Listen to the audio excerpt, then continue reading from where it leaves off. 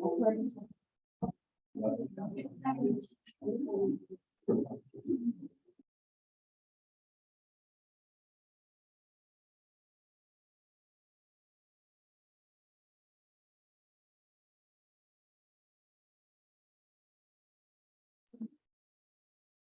everybody. Good morning, everybody joining us online. We'll give ourselves just a minute to get everybody sitting down. Anybody who wants to join online?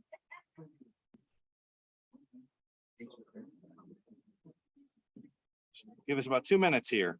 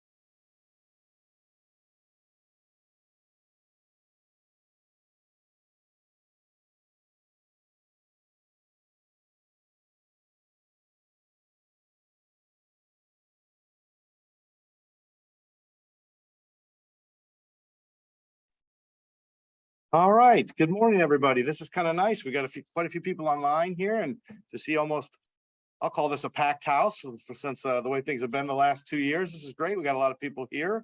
Thank you for joining us for our Agribusiness Forum. Just start with a little housekeeping. You can put questions in the chat or the question box if you're online joining us, and the rest of you, please hold your questions till the end, and we'll do a Q&A at the end. Thanks again for joining us. Let me introduce myself. I'm Todd Underwood. I'm the Strategic Marketing Manager here at CIFT. And I just want to tell you a few things about CIFT for anyone that might be your first time. CIFT is part of the Ohio MEP, which is part of a nationwide public-private partnership. We have centers in all 50 states and Puerto Rico. They're dedicated to serving small and medium-sized manufacturers. CIFT is one of 6 centers in the state of Ohio. Our vision is to be a partner in solutions for innovation in food, manufacturing, and agribusiness. We work to achieve this vision through a unique blend of direct services. We have a membership consortium made up of leading food companies and a vast network of resources and other partnerships. Our goal is to increase competitiveness and growth in Northwest Ohio and throughout the state.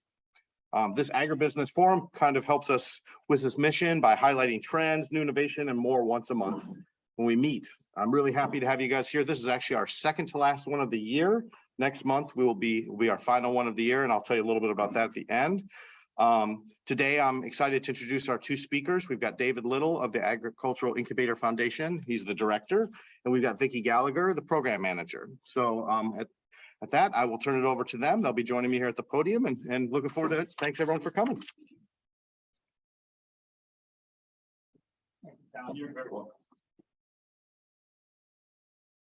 Well, welcome. It's always good to have visitors out at the AIF. As Todd mentioned, I am David Little, the president of the board. And so I was actually probably one of the earlier, along with Bernie here, a couple of the ag teachers that were involved from ground level 1. I know many of people have driven past the gates back here and wonder, well, what goes on behind those gates? And so hopefully today we'll give you a kind of a snapshot of that, and so that you'll know some of the things that are going on. But again, just like in any organization, there's always missions, there's objectives, and so I want to just kind of cover, first of all, what the Agriculture Incubator Foundation's objectives and missions are, so that you'll see that we are somewhat on the same page as what we've got going on back here goes along with what we are doing. The Agriculture Incubator Foundation, which is a 501c3, is educational and research focused organization promoting the development, advancement, and appreciation of agriculture systems that are economically, ecologically, and socially sustainable. So that I could not memorize. So you can see we cover a lot. And just to highlight some of those things like organic acreage, there's not a lot of organic acreage, but we have it roughly about 80 acres here. Traditional acreage, so we can compare with one another, the organic to traditional. Greenhouses for all kinds of production. You'll see hops back here. And so that's a research project as well. We're working with some dredge projects, and then working with the Ohio Department of Natural Resources. And so you can see that a lot of the things that we're doing correlate to basically what we have started or what we had planned to do when we started this way back in about 1997, I think, somewhere in that area. The actual mission of the AIF is to develop a partnership of Northwestern Ohio agribusiness and representatives, research, and educators committed to establishing programs that will stimulate interest in the respect for agriculture as a mainstay in the area's economy. So as you can see, our mission is not only for research, but also is to maintain things in a way that it's economical and that it's ecological, so that it goes along with what we are trying to accomplish. Some of our primary objectives is to design a site where agriculture is preserved and ag research, education, production is promoted. So that was one of our objectives when we put AIF together. Another one is to develop agriculture resources for the exchange of information. So hopefully, like extension, we can accomplish that. And we have seen that occur quite readily with the hops and many other projects. Develop programs that develop programs that use authentic agriculture experiences to illustrate agriculture experience for the future of agriculture occupations, for research, agribusiness, crop production, and for food science. So we're doing all that as well. So those are some, again, that was our third objective. And the last objective is to establish a group of agriculture business teachers, researchers, and educators activity as partners to demonstrate the economic, social, and political importance of agriculture in the local and the worldwide committee. So you can see we had a lot of objectives, and I think today we have met those and are continue to meet them. And so it's been kind of an ongoing thing. And so it's been kind of exciting as well. I need to mention, most of you probably are familiar that this was the old Heinz research facility that they were probably here in the 50s, early 50s. And of course, Heinz has been in this area for a lot longer than that. But this research facility was for tomatoes. And it's a very unique facility because primarily of how basically it's been drained, landscape, with buildings on the grounds. And so it served them very well for a number of years. One of the reasons we wanted to see this maintained as a research facility is because there was talk that if not, it would become a housing development. So for a facility like this to become a housing development would have been quite a waste. And so it's been unique in that we've been able to maintain the research through the AIF. A lot of people have been involved with this, especially Northwood Realty and their family, the Herzl family. In the beginning, Bernie, myself, and about 2 other farmers and a couple businessmen got together, and Joe came and said, I put my money where my mouth is. And he said, here it is, do something with it.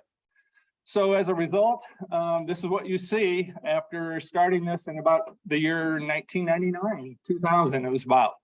So the AIF has been around for some time, and we've been working behind those gates for some time. And there's been a lot of things come and go. And so today, Vicki is we're going to go through what we have going on through the gates. Just real quickly, The processing area here, of course, is operated by CIFT, and we want to thank them today again for allowing us to promote what AIF is doing, and also the NOC. And I know they have an open house coming up before long. So when any of you are interested in that, I'm sure they'll be giving you the date. There's farmland, there's greenhouses, and there's basically a high water volume with a number of deep wells, pond, pumping stations, and so plus the woods. So that primarily makes up the facility. And from that point, we have developed it into the AIF. So those are just real quickly what the AIF is all about. Now, Vicki, if you want to just kind of come up, we'll kind of go through what we have, different businesses that we have. Any questions so far? Take a moment and we'll stop. Just switch our back out. Okay.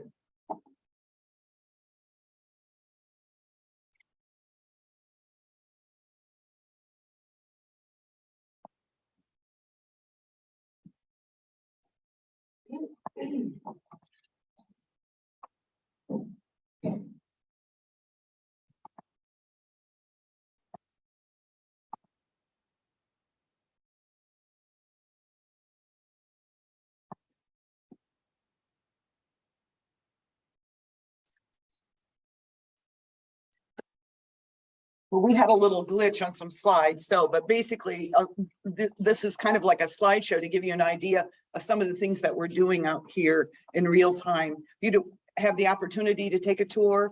If you've never been here before and you're not really a background on, what we're doing here, there are some pictures, but as David mentioned, one of the biggest things that this place is so noted for, what their push is for, is education, research, and promoting production. I was on the board for several years before I took this program manager position. But my background, I had a real job once as an industrial hygiene and safety coordinator. Environmental health was my background. And I worked for Johnson Controls battery division for almost 11 years. But I always was doing farming, marketing, gardening, whatever on the side.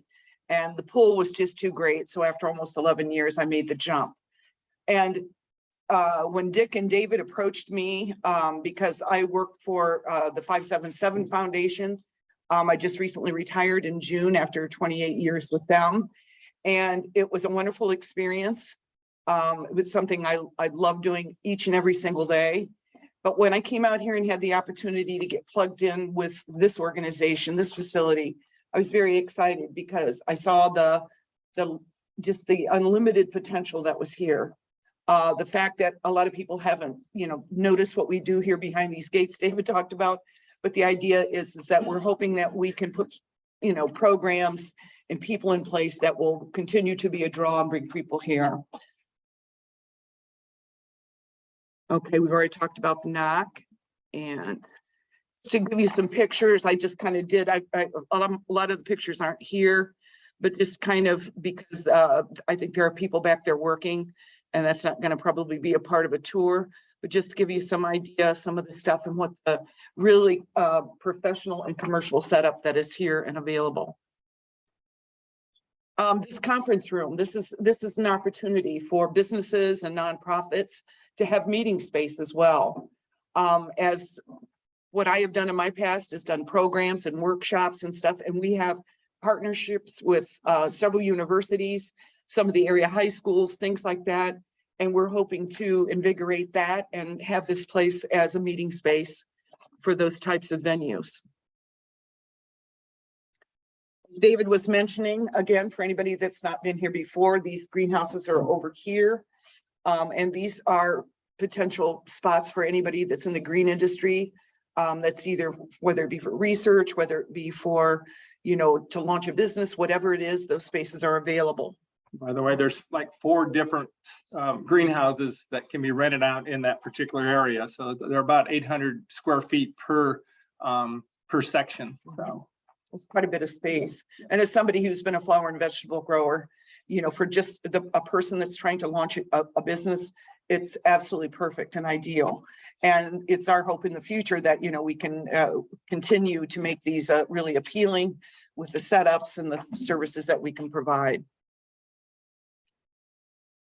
Hop Yard, which is right out here. Obviously, they've just already harvested them, but the Glass City Mashers is our partner in this. They, Ohio State University started it. What are there, 11 varieties that were out there?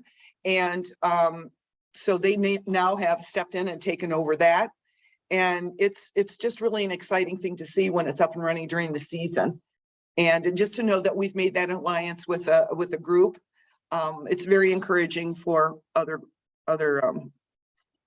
opportunities. They've been taking the hops that they've harvested and take it up to Monroe, and they've been then drying them and palletizing them so that then their members will have the hops to use for their micro brews that they are making. So it's kind of been a neat little progression from the time that we started them all the way to the time that they make their beers. I'm waiting for the party. Yeah, they've had a couple out here. Yeah. Okay, greenhouses and other things that we have on the property.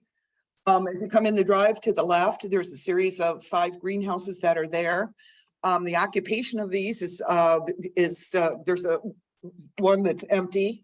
Well, actually, there's not a lot of activity in them right now because we're drawing to the end of season for a couple of them. But it's very exciting. In the very first greenhouse, there is a company called Rad Manis, and what they're doing, I'm not sure that I completely understand it, David, do you? But it's amazing in the fact that they've been here now for a while. They are doing research on a fish sorting machine, and they are working exclusively in the Detroit River, trying to develop a way or means to eliminate and to restrict the movement of lamprey eels into the river. Now, over in there, I don't know if they've got them in there now, but they have tanks in there with trout. And it's pretty exciting to see them in these big, tubs, and they're all swirling around in their school. But they have just recently been notified that they have received a $1.5 million research grant to extend their studies. And it's very exciting to know that they're very excited to be here. And they're actually branching out in Nebraska for some more greenhouse space, as well as they're renting our 1-acre pond. So it's really exciting. Yeah, I recommend that you go to their website. Yeah. And if you want to know how it's spelled, it's RADMANTIS Incorporated. And it will give you a whole lot more information as to how they work with the Michigan Department of Natural Resources and Ohio Department of Natural Resources for eliminating invasive fish, for sorting them. So it's really, like you said, an ongoing, but yet a pretty neat little project. And also they have raised trout. They put a few in the pond. They are observing the pond. They actually rent the pond from us. And so they are using that for some of their research as well.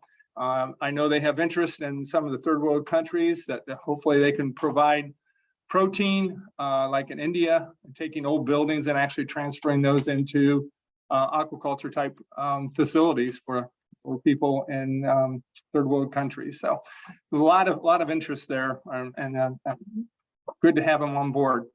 Yeah, and it's really nice because we have gotten to know Bob Huber and his assistant Dale, and they are extremely wonderful to work with, very informative, and extremely excited to be here. So we just keep hoping that, this kind of puts us in a solid foot in the door of making sure that, these are opportunities. It is a very good opportunity. They have, Bob said that, of course, in his, searching around for a facility to do what he's doing, he felt like he got the jackpot when he found us. So that is really a great and very strong alliance that we want to kind of encourage and hold on to. We might mention a couple of the other greenhouses. The Andersons also rent facilities for doing research on plants. And so they've been here for some time. And then Bowling Green State University has one of the other big greenhouses where they are taking the water off of the 2 traditional farms, one with corn, one with soybeans, and seeing how the effects from the water that has drained from the field, see how that affects fish life or tilapia. And they're in the process of doing that. But so hopefully they'll be able to come up with some results to see what kind of, if there's some carryover that's coming off of soybean water versus corn water that might affect the fish. So that's a BGSU research project. This little greenhouse sits right directly out here across the parking area that goes back around behind the building. This was donated By the correct? Carpenter family in, Yeah. in Perrysburg. And this is really nice because this is an opportunity for somebody that really may not want to go big. Right now, we currently have one of my community gardeners who is growing these vegetables and he's growing them for food bank. Yeah. And he has been, notifying me about once a week that he has some, the tomatoes are just now starting to turn it with I would say plenty. We've been kind of doing the communication, getting these things to Bowling Green or the Terry Street Mission, where I'm very heavily involved. This is the 1/8 pond. This is really, really a nice area, and this will be a part of the research going on in house number 1. But this gives us an opportunity. I had a gentleman call me about 6 weeks ago who wanted to know if the pond was available for him to do a kayak class. So those kinds of calls make me excited to know the potential that's out there and that the audience that we have, we just need to reach them. And we're not, with them renting it and stuff, we're not really sure, but it's just the idea that somebody drove by, saw the pond, took a chance that what we were doing here was something that might be available to them. So those are the doors we want to keep open. Another picture of it from another angle. And then right out here as you come in, years ago, there was one of the residents here at the Incubator Foundation, Jan Hunter. She was here for many years. I knew Jan for many years. And she used to have one of the old, she had 1 or 2 of the Quonset huts that used to be where the greenhouses are at now. And she had her business here. And she put that native prairie together. Now, because she moved on and moved out of state, it kind of sat there and really wasn't doing anything other than just regenerating itself. But we have a gentleman that's in house number 5, also a community gardener and a professor at BGSU who has agreed to take it on. Unfortunately, he's going through recovery from a back surgery, but he is committed to helping with that. He also sells plants, and he has like a little business. Some of the community gardeners and a few of his contacts from the university came out and purchased plants from him. There's another picture, I think. But it's it's like a little wild, but I can tell you on any given day, I'm constantly curious about this kind of stuff, but I don't see any out there right now. But the other night there were butterflies everywhere. There were monarch. I saw a couple chrysalis hanging and stuff. We're getting towards the end, but this is migratory time. So it's really kind of interesting to see. Is that it? I'm not sure how many we had. Yeah, we had a glitch and I thought I had, did I go through 17 already? Well, anyway, but David mentioned the dredge project that's going on out back. I've really not had an opportunity to really plug in and get to meet those people, but we have meetings on the calendar for that so that I have a little bit more of a understanding of who's back here and what they're doing. But it's very, very exciting because what it's doing is giving us a chance to highlight the progress we've already made with some of the organic plots, and we've got conventional plots, the Pioneer and Wood County Soil and Water Conservation are involved over in this area here. As David mentioned, we have a 14-acre woodlot in the back. And so there's opportunities that are ripe for us to move in other directions. I don't know if anybody's familiar with the term food forest, but that is an area back there that I would just love to do, fruit trees, understory plants, ground covers, you know, maybe native herbs, things like that, and bring it back to where it's just someplace other than to go back and cut firewood. So, but it's a really, really cool place back there. And so that's something, because it's here, we'd love to highlight it. So I might add that the dredge project has really taken over not only acreage, but they were also in the greenhouses. They do some bucket farming. They were using one of the petitions over here in the greenhouse. And so they were raising, basically mixing dredge that's out of the Maumee River and mixing it with different levels of our Hoytville soils. And so they could compare how different crops were doing. They had corn, soybeans, strawberries, and different things. And so they were able to get a feel for what if there was a difference. And then, of course, the next step was, and this is a project through Angela Ortega from BGSU. She's a researcher out there, or she's a researcher at BGSU.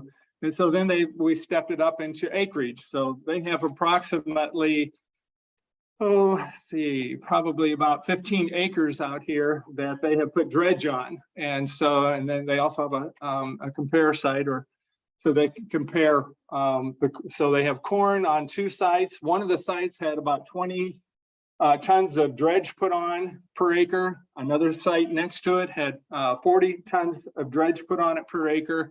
And then they are comparing that, of course, with none on it. And so as a result, there will be a tour, probably I think in October, and they're going to come. Basically, you'll be able to see, at least site-wise, from the field, if there's a difference. And of course, when it's harvested, they'll determine what the yield, if there was differences in yield, and how the plants did. Now, this is, I remind you, this is on organic ground, so there's not been any fertilizer put on, any chemicals. And so it's all organic. So therefore, Terry Weil, who does the west side of the farm, he also is doing that part of it with Bowling Green State University with the dredge. So it's going to be interesting to see if there is differences. But again, finding a purpose for the dredge that's coming out of the river could be a good little way for organic farmers to get additional nutrients. So that's a kind of a big research project that we're excited about. Yeah, quick question. Yes. With the dredge material, how do you make sure that it doesn't have something in it that's Good question. One of the things we had to go through was because this ground is certified through for organic certification crops. And so they said, as long as it's set for 3 years, and it's like, you know, any organic ground has to set for 3 years before or that no chemicals can be put on it. And they say that process of 3 years seems to be what makes a difference. So they have kept a date as to when it was actually taken out of the water. And so everything that we have has been at least 3 years or older as far as it's come out of the river. So that's a good question. Yeah. very good question. Other questions? Yes. So that's the USDA that certifies the ground as organic. It's actually, It's it's an association that actually certifies it. the Ohio Environment, the Ecological Food and Farm Yeah. Association, OFA. Oh, They come and do the certification. so the dredge is tested to not contain heavy metals. Apparently after 3 years, that's not been an issue because they test it regularly. They to test see. it. It's Okay. Yeah. Yeah, Bill. And before all this was started, I had to be on the committee. There was extensive studies done on the dredge material, all of that was identified. Yeah. Before this was 4 or 5 years. Analyze that very, before we even started. So it's, yeah, and so it's a neat little project, and we'll see how. And I think that's going to be like a 3 or 4 year project. We'll probably add more tonnage next year. So we'll see how it affects. A couple of the other projects we have, one is called Next Fence. I don't know if you know anything about Next Fence, but a fella from entrepreneur from Bowling Green needed a facility. And so he has fence posts that he is taking, a regular fence post, and then adding 4 foot of a composited type plastic that goes into the ground, and he will guarantee this fence post for a lifetime. And so the fellow's name is Aaron Valentine. And Aaron has been out here for about 2 years now. He has quite a machine out there when he's working. And now he is seeing the signs in the Bowling Green and Perrysburg area, next fence. So if you're interested in a fence that will, fence post that will last a lifetime, you need to talk to Terry or Aaron, and he'll see that you get some fence that will not break off. So it's really an interesting little project, and he needed some facility, and this happened to just work out that he was able to get back in there.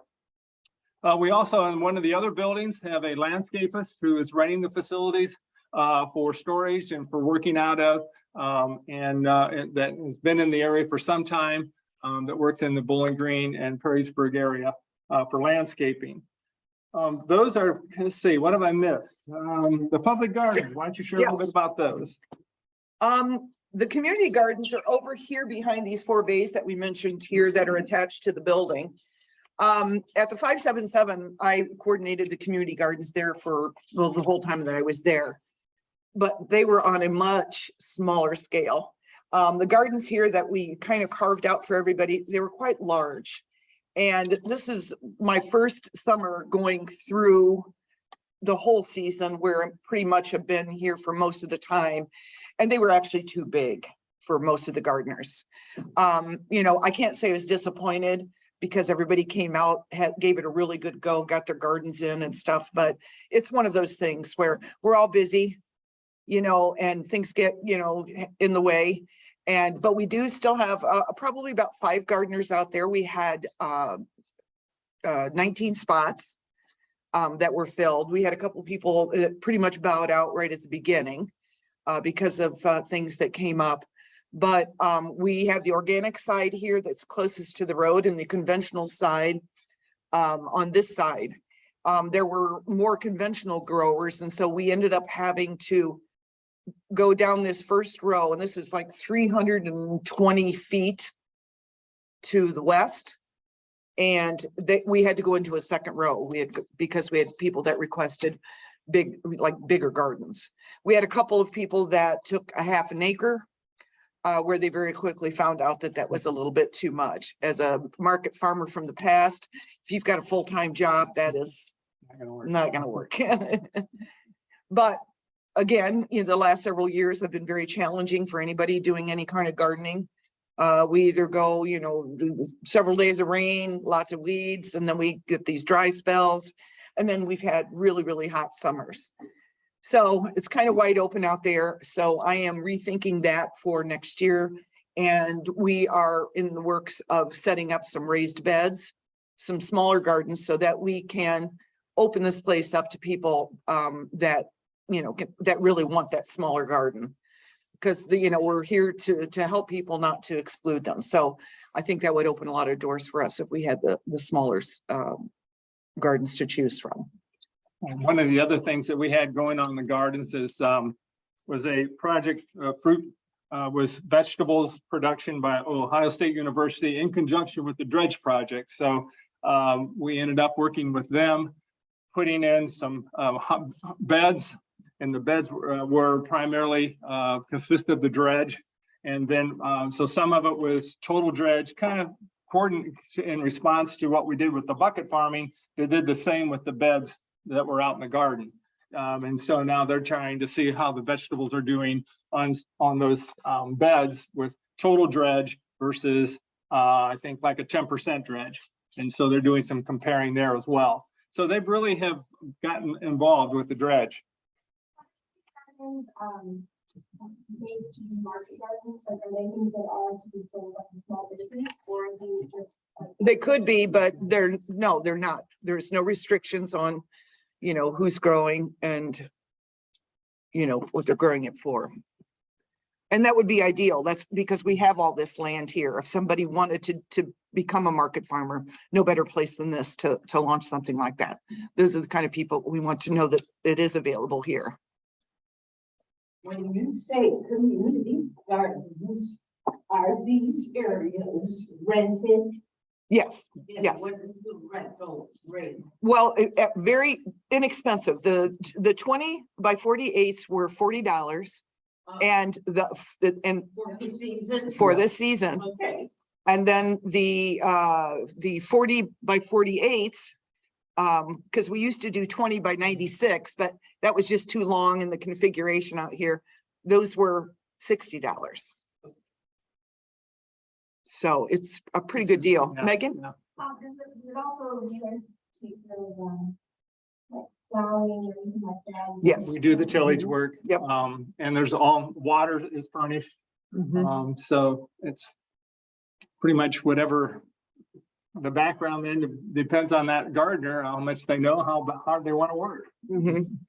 And we're currently at the point where a lot of the organic side, most of those people are done for the season. So we'll be mowing all of that down, what they don't pull out of there. And we're looking at, continuing to amend the soil by throwing some cover crops out there. is the water metered?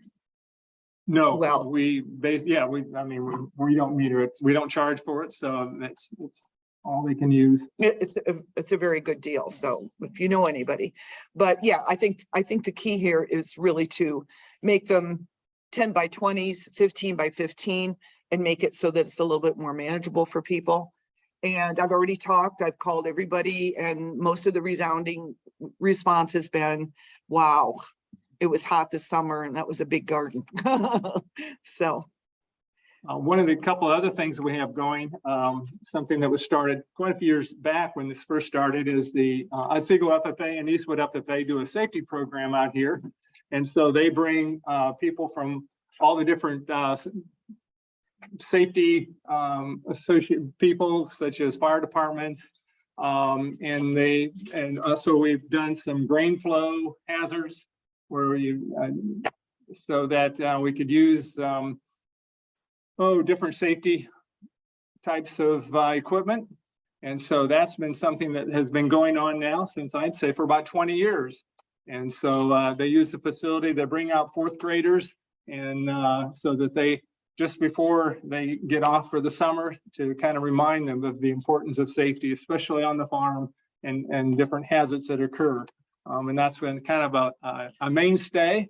And so it's been a really good program that's been adopted by both those programs. As you can see, we have a lot of affiliations. We work with Penna. Penna is helping us with some of our, actually working on a sign for us that we hopefully will be up before next season, next growing season. That's my goal. So we work with Penna. We're working with Bowling Green State University. We work with Ohio State, such as that dredge project out there. Central State, that they've been an interesting new land grant college in Ohio. And we have a gal by the name of Michelle Wallace who's doing programs out here as well. In fact, she's doing a mushroom program in October, which has drawn quite a bit of interest. Besides, she's taking care of the blackberries, and she started kind of a grape vineyard. So she is actively out here. So Central State, Eastwood and Otsego, Ward's College, we worked with them on the hops. They have their own little microbrew classes that they teach at Lord's colleges. So we have worked with them as well. So we have really kind of reached out and gotten affiliated with a lot of the community educators. So it's been really good in that respect. Other questions? I think we've covered most of our tenants. No, I think it's really important. He just mentioned too, Michelle Wallace and Central State, the great thing about this, and which I hope all of you go back and tell somebody, and they tell somebody, because the way their university is set up, all of the programs that she does are free. The class she's doing in October, I did similar classes at 577 Foundation, and we had, we charged for it. Obviously ours are kind of an in and out thing, but we had the class full, and double the class attendance with people on a waiting list. And they were paying for it. So the point is that is the way that their school is set up. She's doing a blackberry pruning workshop this coming Sunday. I think so. Yeah, and if my slides would have worked, we would have been a chance to see that. But it's really great too, because if you just check the website, these things are posted there. The knock open house, which is coming up in October. That's pretty exciting because all the vendors that and the people they have, the entrepreneurs will be here.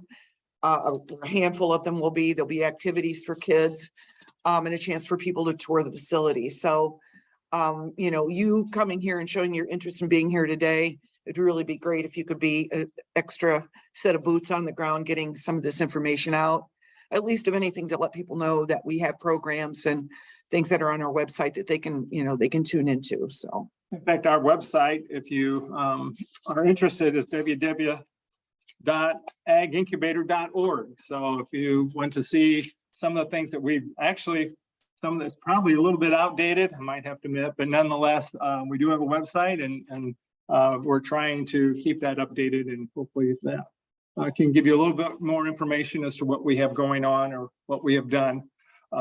We've actually had hemp out here for a while. So it's just, we've seen things come and go. So it's a matter of who our tenants are and what their interests are and whether our facilities fits them. It kind of depends on what they're doing. I might add that our board is made up of about 15 different people, most of them with either education, farming background, or a research background.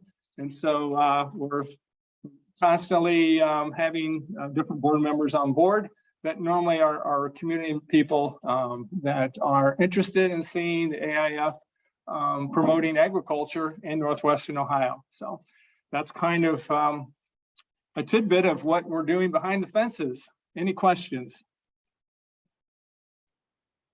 Bill? The only comment I would make is another aspect of this organization management. People. Yeah. The people associated with this organization are very strong in agricultural sciences. And so the consulting that we get with these individuals, such as David, and that they are very knowledgeable about that economic people to help you into your experience. They have contacts that can provide you as a researcher or an interested party to solve problems, and I think that's an asset we got to point out.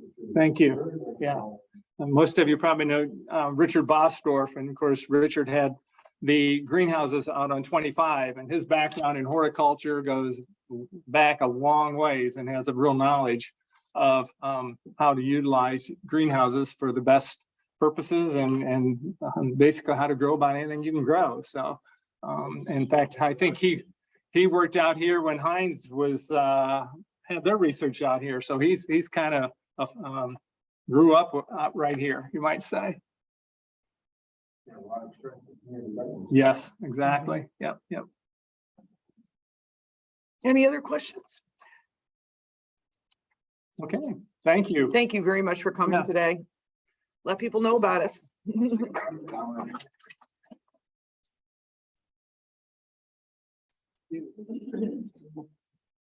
Oh, okay.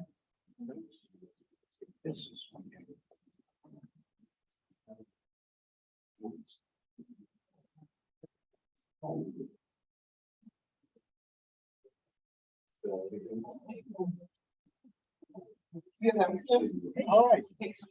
I want to say thank you to everybody for coming. There's going to be a tour of the outside after this for the people in person.